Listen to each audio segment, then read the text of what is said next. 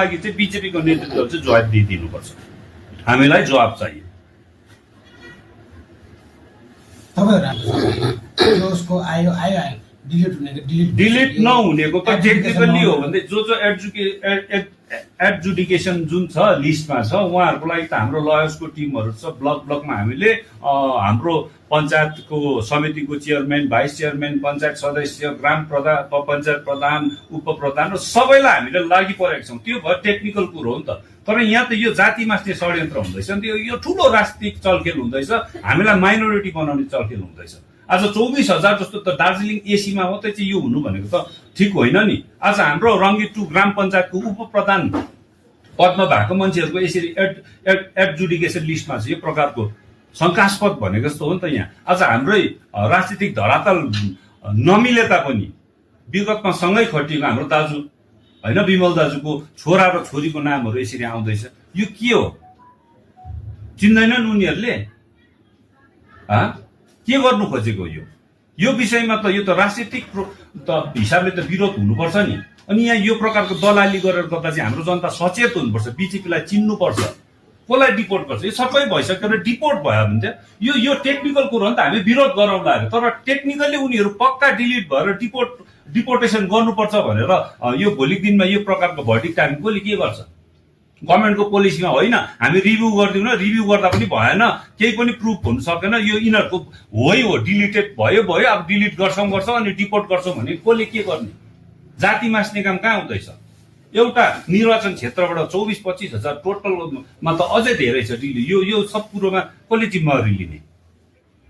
अझै पनि फेतुलो भएर नि अस्ति दिएको जुन ठुल्ठुलो कुराहरू गरे उनीहरू आज किन फिल्डमा छैन? हामीले त हाम्रो छ, हामीले टिम बनाएर गरिरहेछौँ। कसरी हुन्छ उनीहरूलाई एसिस्ट गर्नु। सबै घर गएर भन्दैछ तपाईँले यो डकुमेन्ट्सहरू यो प्रकारले प्रिपरेसन गरेर लानुहोस् भनेर। त हाम्रो मान्छे पनि अब चाहिँ सचेत हुनुपर्छ। हामीले भन्दा जहिले तहिले राजनीतिक यो हिसाबले प्रेरित भएको भनेर जहिले तहिले झुक्क मान्छेले बोलिहाल्छ। यो छप्रीहरू टाइपको छ। यो विषयमा केशवराज पोखरेल भाइले पहिला पनि भनेको हो नि त।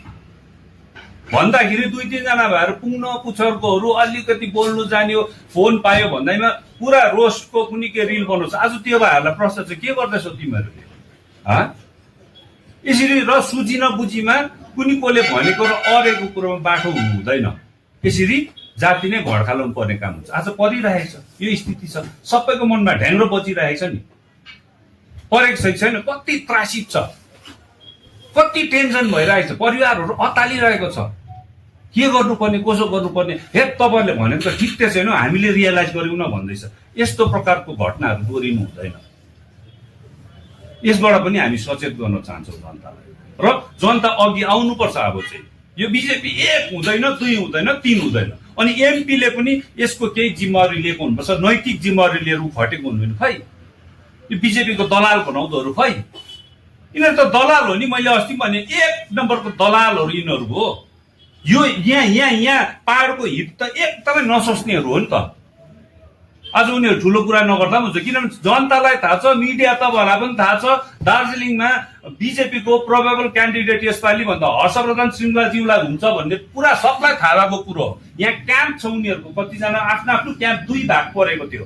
दार्जिलिङको हित चाहिने, दार्जिलिङलाई माया गर्नेले चाहिँ हर्षवर्धन श्रृङ्गलाज्यूलाई चाहिँ यहाँको अबको एमपी बनाउनु पर्छ भन्ने भएको हो।